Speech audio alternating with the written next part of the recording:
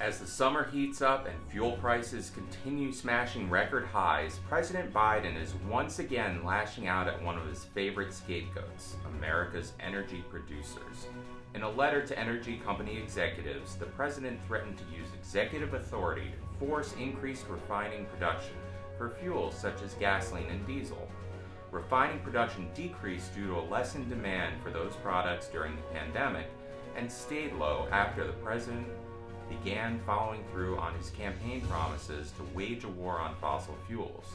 The president wrote, "I understand that many factors contributed to business decisions to reduce refining capacity, but at a time of war, refinery profit margins well above normal being passed directly onto American families are not acceptable."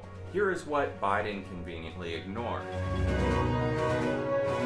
U.S. refineries are already operating at about 94% capacity, and there is not a whole lot more our current refining infrastructure can do to produce consumable fuels.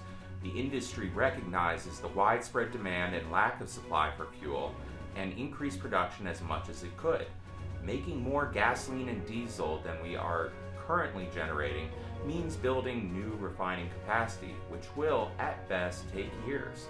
Developing new refineries is not a short-term solution. In the long term, why would the industry spend billions of dollars on new infrastructure projects when the administration and its allies in Congress publicly state on a near daily basis that they intend to rid the country of gas and diesel-powered vehicles?